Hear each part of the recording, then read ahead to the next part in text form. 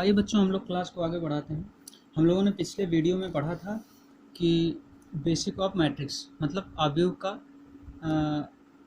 कुछ परिचय दिए थे।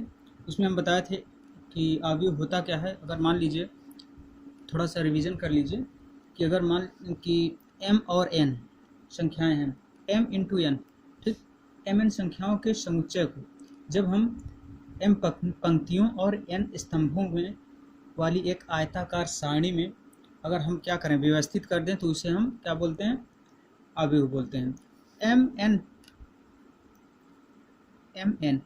mn मतलब कि दो संख्याओं का गुणा है, ठीक। mn मतलब दो संख्याओं का गुणा है। अगर मान लीजिए हम कहें 4, ठीक, अगर कोई कहें कि 4 संख्या है तो इसको हम किस तरह से लिख सकते हैं, m इंटू एन के रूप में। इसको लिख सकते हैं 1 गुणे 4 के रूप में, या और क्या लिख सकते हैं 2 इंटू 2 के रूप में, या फिर लिख सकते हैं 4 इंटू 1 के रूप में। वही चीज़ कह रहा है परिभाषा में कि mn संख्याओं के समुच्चय को जब m पंक्तियों और n स्तंभों वाली आयताकार सारणी के रूप में व्यवस्थित किया जाता है तो इस आयताकार सारणी को क्या कहते हैं, आव्यूह कहते हैं। जैसे मान लीजिए यहाँ पे क्या है, 4 है, टोटल कितनी संख्या है, 4 हैं।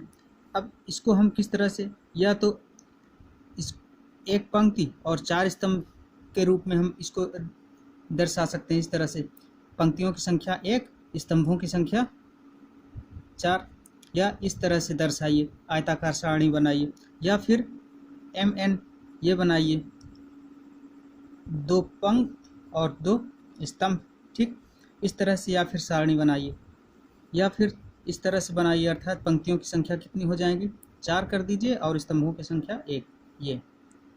ये भी एक आयताकार सारणी बनी। तो कह रहा है कि mn संख्याओं के समुच्चय को जब m पंक्तियों और n स्तंभों वाली आयताकार सारणी के रूप में व्यवस्थित किया जाता है तो इस आयताकार सारणी को क्या बोलते हैं, आव्यूह बोलते हैं। तो ये जो आयताकार सारणी बनी है, ये बनेगी, इसको हम क्या बोलेंगे, आव्यूह बोलेंगे। अब ये तो हो गया आव्यूह की परिभाषा, ठीक। उसके बाद कह रहा है कि आव्यूह में अवयव, आव्यूह के अवयव। अब जितनी अवयव होंगे, जितनी संख्याएं होंगी, ठीक, जैसे mn कह रहा है तो ये mn क्या होंगी, आव्यूह के अवयवों की संख्या होगी। यहाँ पे mn का मान कितना है, 4 है, तो आव्यूह में अवयव कितने होंगे, 4 होंगे। चाहे इस रूप में आव्यूह बनाइए, चाहे इस रूप में बनाइए, चाहे इस रूप में, सभी में क्या होंगे, अवयवों की संख्या कितनी होगी, 4 हो जाएगी, ठीक। तो फिर उसके बाद क्या था कि आव्यूह का क्रम या कोट बताए थे, ऑर्डर ऑफ मैट्रिक्स। आव्यूह के क्रम या कोट को क्या कहते हैं, जब पंक्तियों और स्तंभों, पंक्ति और स्तंभ को इस तरह से लिख दिया जाए, पहले पंक्तियों को लिखें फिर स्तंभों को क्रॉस करके लिख दिया जाए, तो ये जो हमारा बनेगा, ये हमारा क्या कहलाएगा, आव्यूह का आर्डर कहलाएगा। जैसे mn संख्याओं के आव्यूह बनाएंगे तो इसका आर्डर होगा m गुणे n, ये हो सकता है, या n इंटू m हो सकता है ये। जैसे यहाँ पे हम 4 संख्याओं के समुच्चय को जब हम बनाए, आव्यूह बनाए, तो पहला आर्डर बनाए कितना, 1 इंटू 4, पंक्तियों की संख्या 1, स्तंभों की संख्या 4। ये किस क्रम का आव्यूह हुआ, 1 गुणे 4 का। फिर दूसरा हमने बनाया, 2 पंक्तियों की संख्या बना दिया और 2 स्तंभों की संख्या, ठीक, इसलिए हमारा आर्डर हो गया 2 क्रॉस 2 का। यहाँ पे देखिए पंक्तियों की संख्या कितनी है, 4 है, स्तंभों की संख्या 1 है, तो ये क्या हो गया, आव्यूह का क्रम 4 इंटू 1, ये हमारा क्या हो गया, आव्यूह का क्रम। अर्थात आव्यूह के क्रम को जब हम आपस में मल्टीप्लाई कर देंगे तो कितना आ रहा है, 4, ये कितना आ रहा है, 4, ये कितना आ रहा है, 4, अर्थात पंक्तियों और स्तंभों का गुणनफल जो होगा वो हमारा क्या होगा, आव्यूह में अवयवों की संख्या, ठीक। अब ये इसके बाद हम बताए थे कि आव्यूह को निरूपित कैसे करते हैं, ठीक, नोटेशन ऑफ मैट्रिक्स। तो क्या किए थे कि जब किसी आव्यूह को अगर लिखना होता है तो हम उसको प्रायः अंग्रेजी वर्णमाला के बड़े अक्षरों, कैपिटल लेटर में ए, अगर कोई मान लीजिए आव्यूह है जिसको हम लिखते हैं ए से, ठीक, ये ए बड़े अक्षरों से, ठीक। और आव्यूह के अवयवों को जिस नाम से आव्यूह दिया जाता है उसी के संगत स्मॉल लेटर से ये क्या हो जाएंगे, आव्यूह के अवयव हो जाएंगे। स्मॉल लेटर से, छोटे अक्षरों से लिखते हैं, लेकिन साथ में क्या करते हैं, द्वि अनुलग्नक के साथ। द्वि अनुलग्नक का मतलब कि यहाँ पे जो संख्याएं लिखी जाएंगी वो क्या कहलाएंगी, द्विअनुलग्नक। अब जैसे मान लीजिए अगर यहाँ पे हम लिखे हैं ए और ए, ये हमारा अवयव ए है, ठीक। तो ये क्या होगा, क्योंकि इस अवयव में ये 2 क्रॉस 2 का अवयव है, मैट्रिक्स है, ठीक, 2 क्रॉस 2 क्रम का। यहाँ पे देखिए स्तंभों पंक्तियों की संख्या कितनी है, 2 हैं, 1 और 2। स्तंभों की संख्या कितनी है, 2 है, ठीक। ये इस तरह इसको बोलते हैं रो और इसको बोलते हैं कॉलम, ठीक। तो यहाँ पे जैसे ये पहला अवयव है ए, तो इसका द्विअनुलग्नक कैसे होगा, पहली पंक्ति और पहला स्तंभ, अर्थात 1 1, ठीक। इसको देखिए पहली दूसरी पंक्ति और पहला स्तंभ, दूसरी पंक्ति मतलब 2 और पहला स्तंभ मतलब 1, अर्थात द्विअनुलग्नक बना लिखते हैं तो पहले पंक्तियों की संख्या फिर स्तंभों की संख्या। जैसे ये वाला अवयव है, इसमें हम क्या करेंगे, पंक्तियों की संख्या, कौन सी पंक्ति का है, पहली पंक्ति, कौन से स्तंभ का है, दूसरे स्तंभ, अर्थात 1 2। इसको देखिए कौन सी पंक्ति का, दूसरी पंक्ति और दूसरे स्तंभ, अर्थात 2 और 2। ये हमारे क्या हो जाएंगे, अवयव के अवयव। अगर हम ये कहें कि इस अवयव, अगर इसको A12 लें, A12, तो ये क्या होगा, ये अवयव ए के पहली पंक्ति और दूसरे स्तंभ का अवयव है, पहली पंक्ति और दूसरे स्तंभ का अवयव है। इसी तरह से A21 लें तो, A21 लें तो ये क्या होगा, ये अवयव ए के दूसरी पंक्ति और पहले स्तंभ का एक अवयव है, ठीक। इस तरह से ये चीज़ क्लियर हो गया होगा। अब इसके बाद अवयव के ये तो अवयव हैं, ये क्या कहलाते हैं, अवयव कहलाते हैं या फिर तत्व कहलाते हैं। तो अवयव का है जनरल अवयव, जनरल एलिमेंट्स क्या होता है, देखिए अगर हम अवयव बनाते हैं इस तरह से, एक अवयव ए है, ठीक, इस तरह से जो m क्रॉस n क्रम का ऑर्डर का अवयव है, एक अवयव ए है जो m × n ऑर्डर का मैट्रिक्स है, तो इसके अवयव क्या होंगे, इसके अवयव क्या होंगे, इसमें मैक्सिमम रो कितनी है, m है, और मैक्सिमम कॉलम कितने हैं, n है, अधिकतम पंक्तियां m और अधिकतम स्तंभ n है। तो जब इसके अवयवों को हम जो है रिप्रेजेंट करेंगे, यहाँ पे लिखेंगे, तो कैसे लिखेंगे, A11 अर्थात पहली पंक्ति पहला स्तंभ, ठीक। फिर A12 पहली पंक्ति दूसरा स्तंभ। इस तरह से लिखते लिखते यहाँ पे आएंगे A1J। अब हमें J के बारे में नहीं पता है, A1J लिखे ना, 1J मतलब पहली पंक्ति तो पता है, लेकिन यहाँ से यहाँ तक कितने स्तंभ हो गए हमको नहीं पता, इसलिए हम इसको नाम दे दिए J, A1J, ये अवयव हो गया, अर्थात पहली पंक्ति और जेवा स्तंभ, ठीक। उसके बाद आगे लिखते गए, यहाँ पे क्या लिखेंगे, लास्ट में कौन सी पंक्ति स्तंभ होगा, n वां स्तंभ होगा, क्योंकि टोटल स्तंभों की संख्या कितनी है, n है, तो लास्ट में n वां स्तंभ होगा। तो पहली पंक्ति और n वां स्तंभ का अवयव क्या होगा, A1n, ठीक, कोई डाउट। चलिए फिर देखते हैं दूसरी पंक्ति में क्या हो जाएगा, A2 होगा, दूसरी पंक्ति 2 1, फिर A22, फिर इस तरह से करते चले जाओ, यहाँ पे क्या होगा, A2J, अर्थात दूसरी पंक्ति और जेमा स्तंभ, ये जेमा स्तंभ है। इस तरह से करते चले जाओ, यहाँ पे आओगे A2 और N, ठीक। चलो अब इसी तरह से यहाँ पे कई सारी पंक्तियाँ होंगी, हमें नहीं पता। यहाँ पे मान लीजिए यहाँ पे आ गए, तो यहाँ पे पंक्तियाँ हो गई आईवां पंक्ति, ये आईवीं पंक्ति हो गई। जब आईवीं पंक्ति हो जाएगी तो इसको हम लिखेंगे AI1 ना, क्योंकि आईवीं पंक्ति और पहला स्तंभ, इसको लिखेंगे AI2, आई मतलब आईवीं पंक्ति और दूसरा स्तंभ। इस तरह से डॉट डॉट करके यहाँ पे क्या लिखेंगे, AIJ, आईवीं पंक्ति और जेवां स्तंभ है। हमको आई और जे के बारे में नहीं पता है कि आई की मान कितना है और जे का मान कितना है, इसलिए हमारा क्या हो जाएगा, जनरल एलिमेंट ऑफ मैट्रिक्स का व्यापक अवयव हो जाएगा, ठीक। अब इसके बाद यहाँ पे आएगा AIN, कोई बात नहीं, इस तरह से यहाँ पे ले आओगे, ये लास्ट वाला पंक्ति हो जाएगी, लास्ट वाली रो हो जाएगी। लास्ट वाली रो कितनी है, m है, तो AM1 AM2, इस तरह से एम जे और यहाँ पे ए एम एन हो जाएगा, एम एन टोटल। तो ये हमारा क्या होगा, जनरल। अब इसमें जैसे अगर हम इसको अगर लिखना चाहें, ए किस क्रॉस का है, एम क्रॉस एन का मैट्रिक्स है, ठीक। अगर इसको हम एक व्यापक रूप में लिखना चाहें तो इसको इस तरह से लिख सकते हैं कि ए होगा क्या, ए आई जे, ए का अवयव क्या है, आई जे, और ये किस ऑर्डर का मैट्रिक्स है, एम क्रॉस एन, ये मैट्रिक्स है, जहाँ पे आई की वैल्यू क्या होगी, आई की वैल्यू 1 से लेकर के होगी और कहाँ तक होगी,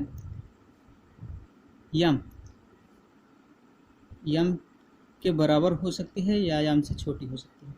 आई की वैल्यू 1 से लेकर के यम के बराबर हो सकती है या फिर यम से छोटी हो सकती है। उसी तरह से जे की वैल्यू 1 से लेकर के एन के बराबर हो सकती है या एन से छोटी हो सकती है, जे की वैल्यू, ठीक। ये हमारा क्या हो जाएगा, अवयव का नोटेशन जनरल टर्म्स में। अब यहाँ पे अगर कोई अवयव दिया रहेगा, वहाँ पे हम ए आई जे अर्थात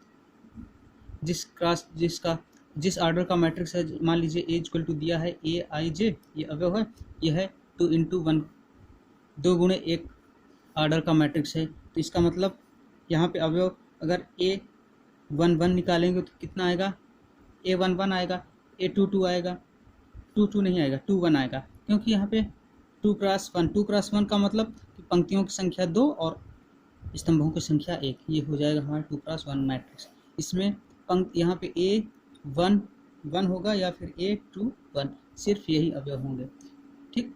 चलो, अब इसके बाद आता है, ये तो हो गया अवयव का निरूपण। जैसे मान लीजिए ए 2 1 है, जैसे ए 1 1 है, इसको हम लिखते हैं इवा अवयव, 1 1 वां अवयव, ठीक।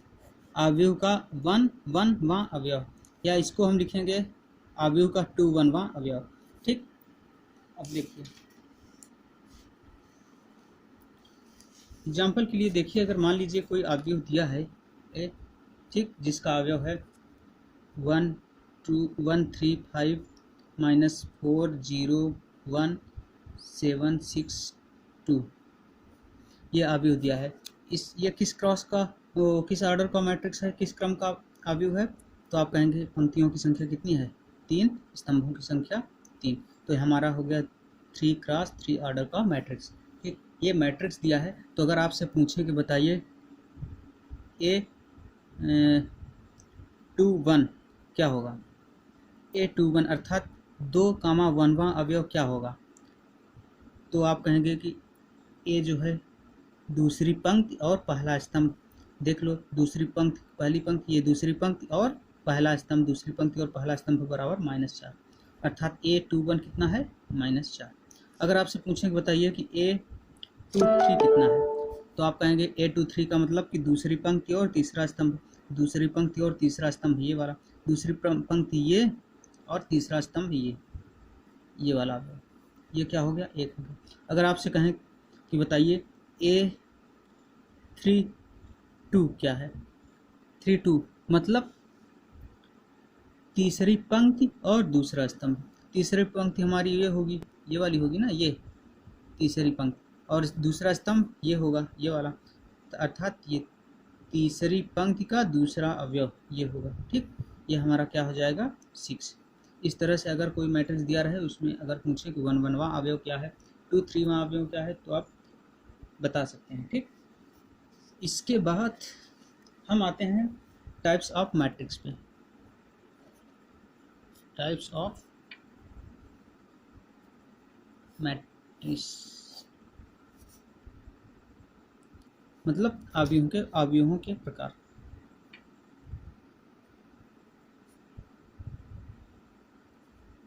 अब देखिए अवयवों के प्रकार, कितने प्रकार के अवयव होते हैं, तो इसमें आता है पहला number horizontal matrix,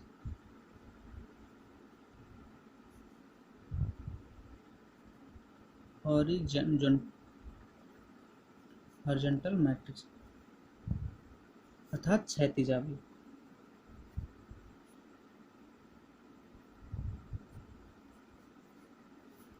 horizontal matrix या क्षैतिज अवयव। अब इसको क्षैतिज क्यों बोलते हैं? क्षैतिज मतलब क्षितिज, क्षितिज देखे होंगे आप, बिल्कुल इस तरह से होगा, कैसे, ये एकदम क्षैतिज, ठीक। वर्टिकल क्या होता है? ये।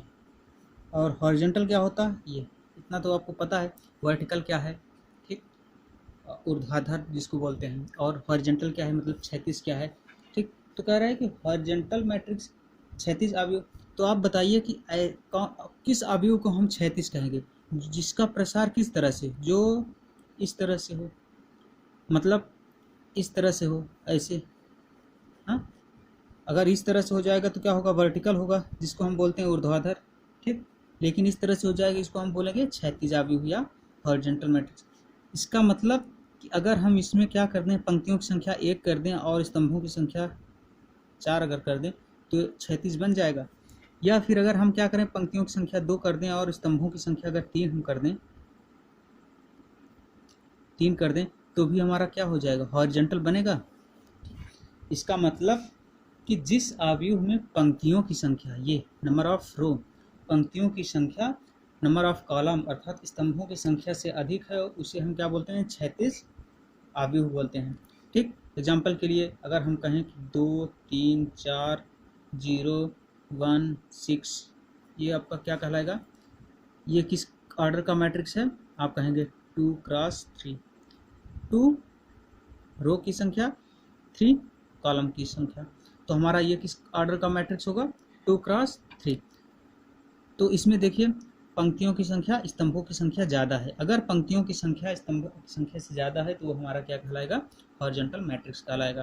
फिर आता है दूसरे नंबर पे ऊर्ध्वाधर मैट्रिक्स या वर्टिकल मैट्रिक्स।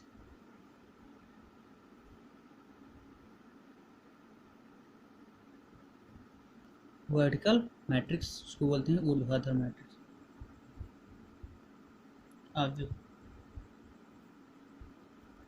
अब ऊर्ध्वाधर क्यों बोलते हैं? ऊर्ध्वाधर मतलब अभी बताए हम कि अगर इस तरह से हो जाए मैट्रिक्स, इस तरह से बन जाए तो ये क्या कहलाएगा? ऊर्ध्वाधर कहलाएगा। इस तरह से अगर मैट्रिक्स बन जा रहा है ये, तो क्षैतिज हो गया। इस तरह से बन जा रहा है तो क्या हो जाएगा? ऊर्ध्वाधर कहलाएगा।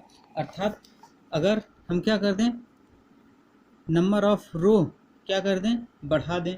किससे? नंबर ऑफ कॉलम से। अगर रो की संख्या हम कॉलम की संख्या से ज़्यादा कर दें, पंक्तियों की संख्या अगर हम ज़्यादा कर दें, जैसे मान लीजिए यहाँ पे हम कर दे रहे हैं पंक्तियों की संख्या 1, 2, 3, 4, 4 पंक्तियों की संख्या कर दे रहे हैं और स्तंभों की संख्या हम मान लीजिए 2 कर दे रहे हैं, इस तरह से, तो ये हमारा क्या बन गया? ये हमारा बनेगा, अवयव लिख लीजिए 2, 3, 1, 4, 6, 0, -1, 2। ये हमारा एक मैट्रिक्स है, एक अवयव है जो 4 गुणे 2 क्रम का अवयव है। और ये चूंकि इसमें पंक्तियों की संख्या स्तंभों की संख्या ज़्यादा है, इसलिए हमारा ये क्या होगा? ऊर्ध्वाधर मैट्रिक्स या फिर वर्टिकल मैट्रिक्स, ठीक। अब तीसरे नंबर पे आता है square matrix, number 3 square matrix, इसको बोलते हैं वर्ग अवयव,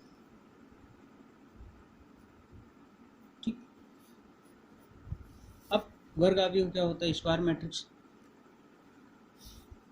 वर्ग क्या होता है? वर्ग आप जानते होंगे इस तरह से बनता है ना, जिसमें लंबाई और चौड़ाई बराबर हो जाए, इस तरह से बनेगा, लंबाई और चौड़ाई सब क्या हो जाए? बराबर हो जाए, हमारा स्क्वायर कहलाता है, वर्ग कहलाता है, ठीक। इसका मतलब अगर हम 3x2 किए, 3x2 करेंगे तो क्या हो जाएगा? ये वर्टिकल मैट्रिक्स बन जाएगा। अगर 2x3 करेंगे तो हमारा क्या हो जाएगा? हॉरिजॉन्टल मैट्रिक्स हो जाएगा। लेकिन अगर हम 3x3 कर दें, 3 गुणे 3 क्रम का अगर हम मैट्रिक्स बना दें तो ये क्या हो जाएगा? वर्ग। वर्ग दिख रहा है ना, स्क्वायर लग रहा है ना, 3 का स्क्वायर हो गया। इस तरह से आपको समझ में आ रहा है कि ये क्या हो गया? वर्ग अवयव। अर्थात जिस अवयव में क्या हो, number of row is equal to number of column, पंक्तियों की संख्या स्तंभों की संख्या बराबर हो जाए, वो हमारा क्या कहलाएगा? वर्ग अवयव कहलाएगा। जैसे 2, 4, 3, 1, ये हमारा क्या होगा? 2x2 ऑर्डर का मैट्रिक्स है। यहाँ पे पंक्तियों की संख्या और स्तंभों की संख्या बराबर हो गई, ये हमारा क्या कहलाएगा, वर्ग अवयव कहलाएगा। अब उसके बाद किस क्रम का है, 2x2 क्रम का। लेकिन हम वर्ग अवयव को क्या कहते हैं, 2x2 क्रम न कह करके हम सिर्फ बोलते हैं 2 क्रम का क्या है, स्क्वायर मैट्रिक्स, 2 क्रम का वर्ग अवयव हम बोल देते हैं। ठीक, अब इसके बाद आता है चौथे नंबर पे आता है पंक्ति अवयव या पंक्ति सदिश। पंक्ति अवयव या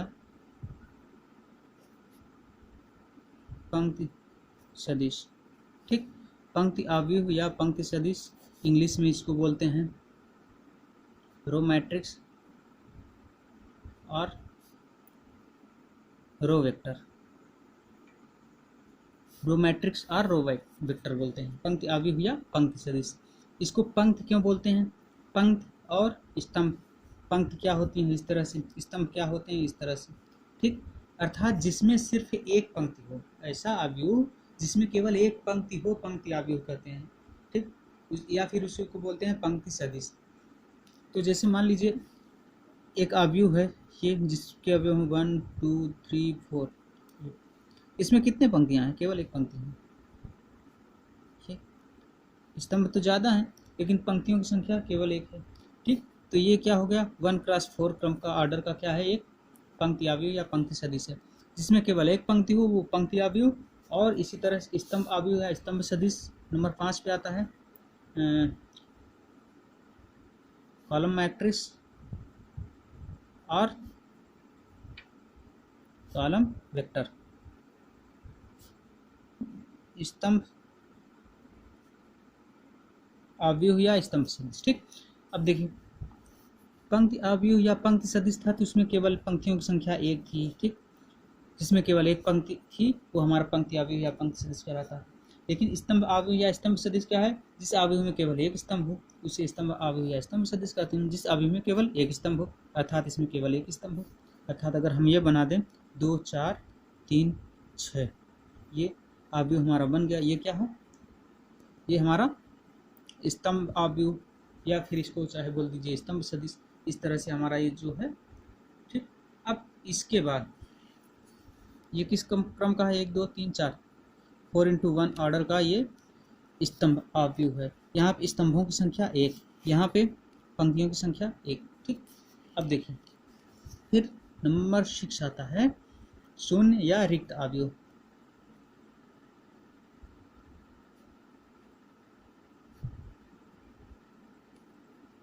इसको बोलते हैं जीरो मैट्रिक्स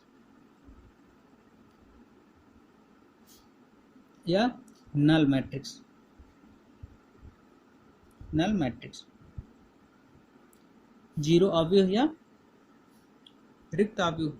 ठीक, अब ऐसे मैट्रिक्स जीरो से इसके जो है नाम से ही स्पष्ट हो रहा है, पता चल रहा है कि शून्य अवयव या रिक्त अवयव। शून्य मतलब इसका हर एक अवयव क्या हो जाए, जिसका शून्य हो जाए, ऐसा अवयव जिसका प्रत्येक अवयव शून्य हो, शून्य या रिक्त अवयव कहलाता है। अगर हम ये अवयव बना लें इस तरह से, ये हमारा क्या है 3x3, 3 पंक्तियों की संख्या, 3 स्तंभों की संख्या, 3x3 ऑर्डर का क्या है, ये शून्य अवयव है। ठीक, चलिए इसके बाद आता है हमारा, अब अगर इसका नाम देने के लिए कहें, अभी तक तो हम अवयव का नाम दे के चले आते थे, ये हो गया, भी हो गया, इसको हम क्या बोलते हैं, इसको बोलते हैं 0 3x3, 0 3x3 अर्थात 3x3 का शून्य अवयव, या 0 2x1 अर्थात 2x1 का एक शून्य अवयव। ठीक, इस तरह से इसका नाम देते हैं। ठीक, अब इसके बाद आता है अब इकाई या तत्समक अवयव। इकाई या तत्समक अवयव, इसको बोलते हैं यूनिट और आइडेंटिटी मैट्रिक्स। यूनिट और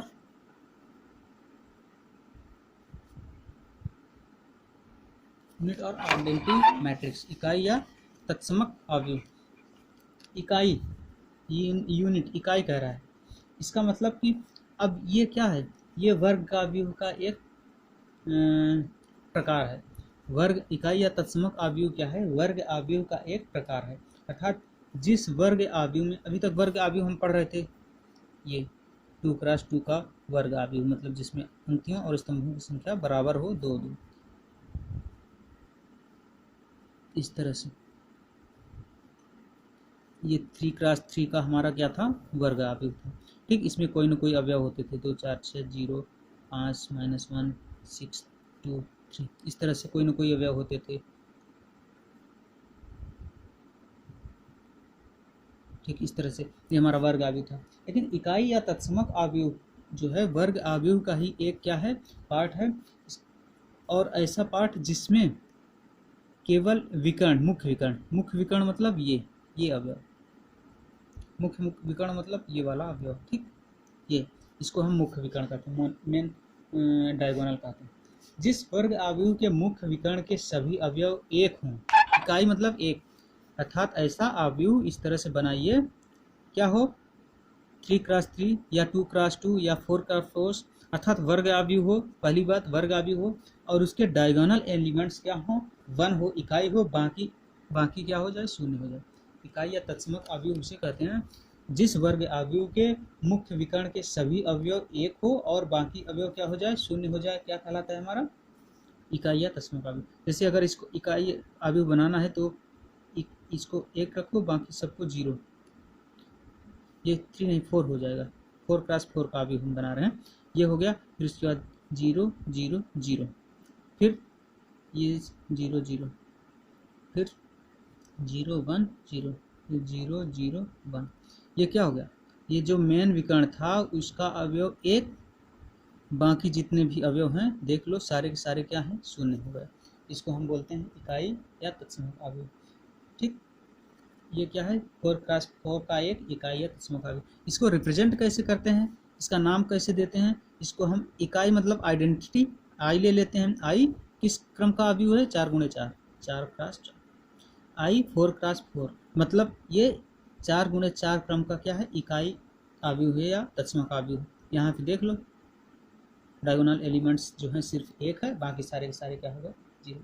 इसको हम क्या करते हैं? एक दूसरे शब्दों में भी इसको डिफाइन करते हैं, इस तरह से डिफाइन करते हैं कि एक n क्रम के वर्ग अवयव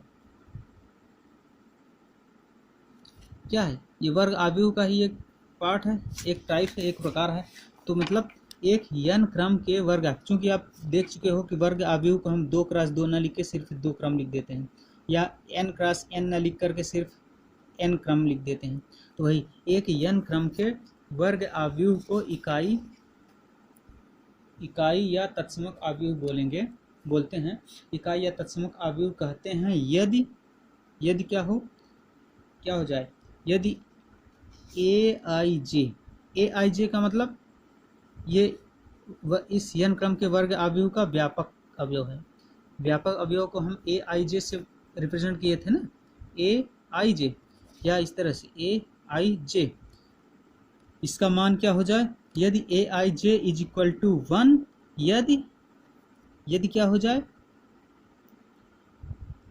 i is equal to j, यदि i और j बराबर हो जाए, अर्थात यहाँ पे क्या है? i j मतलब iवीं पंक्ति और jवें स्तंभ, ये जो है अवयव है iवीं पंक्ति और jवें स्तंभ। तो अगर i और j बराबर हो जाए, अर्थात iवीं पंक्ति और iवीं स्तंभ का हो जाए, तो वहाँ पे aij का मान 1, और यदि i is not equal to j तो वहाँ पे aij का मान 0। तो हमारा ये क्या कहलाएगा? इकाई या तत्समक अवयव। समझ रहे हो? कह रहा है कि यदि व्यापक अवयव का व्यापक अवयव जो aij है उसका मान जो है 1 हो जाए, यदि पंक्तियों और स्तंभों की संख्या बराबर हो जाए, और 0 हो यदि पंक्तियों और स्तंभों की संख्या बराबर ना हो। जैसे अगर हम यहाँ पे कहें ये 3x3 क्रम का एक क्या है? n क्रम के वर्ग अवयव, अर्थात 3 क्रम के वर्ग अवयव। एक हम बना रहे हैं 3 क्रम का वर्ग अवयव, कह रहे हैं जिसका aij मतलब व्यापक पद aij, अर्थात aij मतलब हम यहाँ पे a1 1 1 ले रहे हैं। कह रहा है कि यदि i और j बराबर हो जाए, अर्थात i का मान भी 1 हो जाए और j का मान भी 1 हो जाए, तो 1 आए। ठीक कह रहा है। यदि आई और जे का मान बराबर ना हो तो वहाँ पे शून्य आए। अगर 1 अगर 2 लें तो बराबर नहीं है स्थान, इसका मतलब शून्य हो जाए।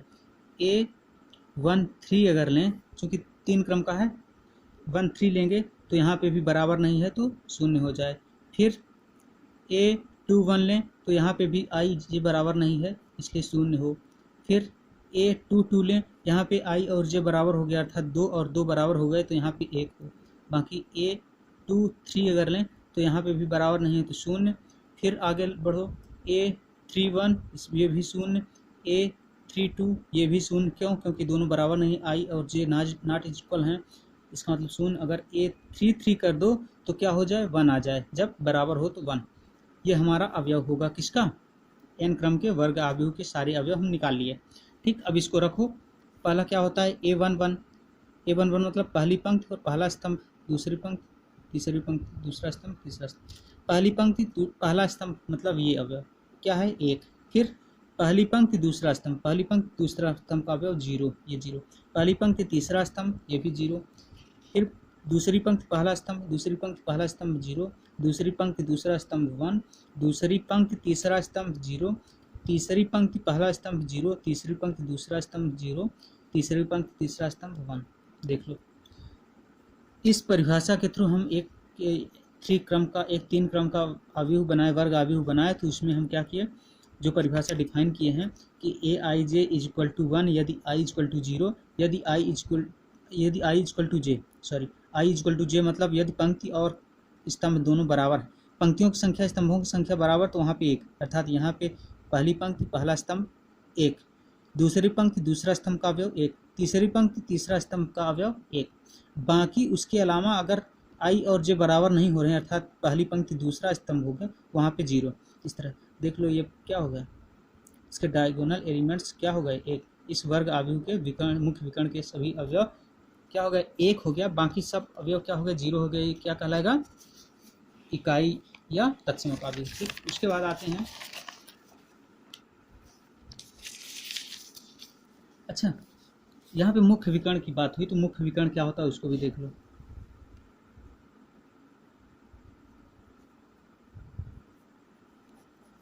मुख्य विकर्ण या लीडिंग डायगोनल्स। मुख्य विकर्ण कुछ नहीं होता है, मान लो अगर ये है, ये मुख्य विकर्ण वर्ग अवयव में निकलता है। प्रत्येक वर्ग अवयव में 2 विकर्ण होते हैं। मान लो ये 3x3 क्रम का वर्ग अवयव है जिसके अवयव होंगे 1 2 3 4 5 6 7 8 9। ये मान लो हमारा क्या है? 3 क्रम का वर्ग अवयव है। तो वर्ग में विकर्ण होते हैं ना, ये वर्ग है, 1 विकर्ण 2 विकर्ण होते हैं। उसी तरह से वर्ग अवयव में भी 2 विकर्ण, वर्ग अवयव में प्रत्येक वर्ग अवयव में 2 विकर्ण होते हैं, जिसमें एक विकर्ण ये होगा, ये यहाँ से यहाँ तक लिखिए, एक विकर्ण ये वाला होगा, ये। ठीक, तो मुख्य विकर्ण कौन सा है? एक ये है और एक ये वाला है। तो मुख्य विकर्ण क्या होगा? मुख्य विकर्ण वह होता है जो बाएं साइड, ठीक, बाएं हाथ के ऊपरी सिरे, बाएं हाथ के ऊपरी सिरे से दाहिने हाथ के निचले सिरे से जो विकर्ण बनता है वो हमारा क्या कहलाता है? Leading diagonals. ठीक, अब इसको हम क्या बोलते हैं? विकर्ण अवयव। ये विकर्ण एलिमेंट्स होंगे, डायगोनल एलिमेंट्स बोलते हैं। मुख्य विकर्ण के अवयवों को हम डायगोनल एलिमेंट्स बोलते हैं। मुख्य विकर्ण के तत्वों को हम विकर्ण तत्व बोलते हैं। ठीक, यहाँ पे विकर्ण तत्व क्या है? क्या है? 1 5 9। ठीक, यहाँ पे कितने हैं? 1 5 9। ये हमारा डायगोनल एलिमेंट्स हो गए। अब उसके बाद आता है 8वां, 7 तक हो गया था। 8वां क्या है? विकर्ण अवयव या डायगोनल मैट्रिक्स।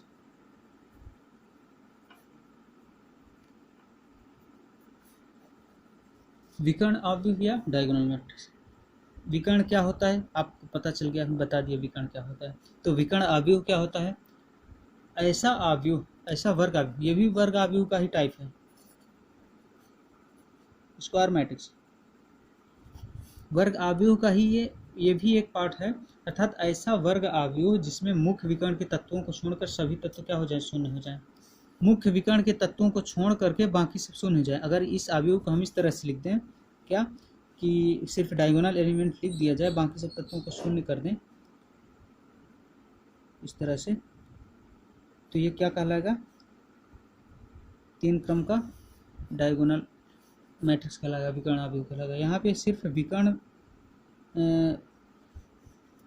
एलिमेंट्स जो हैं उसके अलावा बाकी एलिमेंट्स क्या हो गए, शून्य हो गए, इसलिए क्या कहलाएगा, विकर्ण आव्यूह। अर्थात यदि किसी वर्ग आव्यूह में मुख्य विकर्ण के तत्वों को छोड़कर सभी तत्व शून्य हो तो उसे विकर्ण आव्यूह कहते हैं। ठीक, अब इसको दूसरे तरह से कैसे परिभाषित कर सकते हैं, उसी तरह से जैसे हम क्या परिभाषित किए थे इकाई या तत्समक आव्यूह, क्या कि एक इसको इस तरह से परिभाषित कि एक वर्ग आव्यूह, यहाँ पे क्या है, ये स्क्वायर मैट्रिक्स है, एक वर्ग आव्यूह क्या कहलाएगा, n क्रम का वर्ग आव्यूह, n क्रम का वर्ग आव्यूह विकर्ण आव्यूह कहलाता है यदि व्यापक पद जो i j होता है वो क्या हो जाए, 0 हो, जब i is not equal to j। जब i is not equal to 0 j हो तो वहाँ पे क्या हो जाए, एलिमेंट्स हमारा 0 हो जाए, लेकिन यदि i is equal to j हो, अर्थात ये वाले एलिमेंट्स यहाँ पे क्या है, 1 1 2 2, यहाँ पे 3 3, ठीक, अगर i is equal to j हो जाए तो वहाँ पे एक अवयव आ जाए k, ठीक, एक अवयव कोई ना कोई अवयव आए, ये क्या कहलाएगा, ठीक। अच्छा इसको ना लिखो, ये फिर आगे इसकी दूसरी परिभाषा हो जाएगी, सिर्फ एक n क्रम का एक वर्ग आव्यूह विकर्ण आव्यूह कहलाता है यदि aij इज इक्वल टू 0, जब i is not equal to j, i is not equal to j तो वहाँ पे सब 0 हो जाए, अर्थात ये सब 0 हो जाए, सिर्फ विकर्ण वाले एलिमेंट्स बचें, ये होगा हमारा विकर्ण आव्यूह। अब इसके बाद हम देखते हैं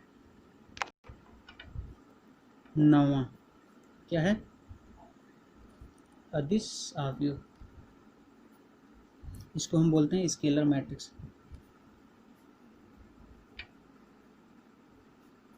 अदिश आव्यूह या फिर स्केलर मैट्रिक्स, ये क्या होता है, अदिश स्केलर, ठीक, स्केलर मतलब कांस्टेंट, एक तरह से कांस्टेंट होता है स्केलर। तो कह रहा है जिस वर्ग आव्यूह के मुख्य विकर्ण के सभी तत्व बराबर हों, बाकी शेष तत्व क्या हों, शून्य हो जाएं, उसे अदिश आव्यूह।